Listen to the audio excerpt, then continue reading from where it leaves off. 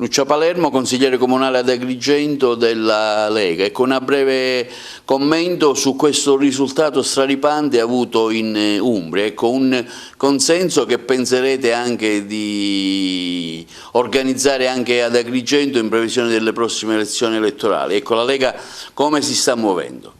Siamo già, perché l'Umbria è stata, come ha detto lei, stravolgente, straripante, siamo riusciti ad arrivare quasi al 40%, parliamo di una vittoria che tocca il 60%, parliamo di una percentuale, quella leghista del partito che mi onoro di rappresentare ad Agrigento, che ha equiparato, se non superato, PD e 5 Stelle messi insieme. Quindi parliamo di numeri importanti, numeri che ti fanno toccare il polso della situazione, che ti fanno capire che il grande lavoro fatto dalla Lega nelle amministrazioni dove ha governato, dove ha amministrato e a livello nazionale, perché non dimentichiamo che Matteo Salvini, il nostro leader, ha impiegato forza e coraggio in quella che è stato il percorso governativo fino a qualche mese fa, ha portato questo risultato. Agrigento sicuramente non sarà da meno, sarà lo specchio di quello che è il percorso nazionale e la Lega ovviamente si è difesa più che bene, molti dicono è andata all'attacco e forse hanno usato il termine corretto.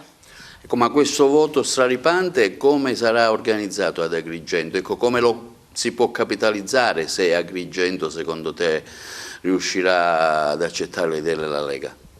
Agrigento è già pronta al cambiamento, Agrigento è stanca di cullare, visto che parliamo della terra natia di Angelino Alfano, di cullare una classe politica che si è divorata i nostri agrigentini, quindi dobbiamo spazzarla via e sulla base di questo noi siamo già con le maniche rimboccate e siamo già all'opera. Sul nome, se è quello che mi chiede, perché vedo che mi punzecchia su questo, sul nome attendiamo a renderlo pubblico, però di sicuro non staremo a guardare, di sicuro non saremo succubi di nessuno, noi siamo qui per il popolo e il popolo ce ne darà atto. Arrivano appelli del centrodestra all'unità.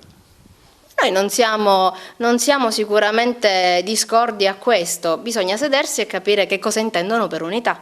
Quindi non ci sarà una Lega autonoma con una lista unica? Noi siamo qui che stiamo valutando, noi ascolteremo ovviamente quello che saranno le decisioni del partito e siamo qui e vi diremo tutto lungo il percorso.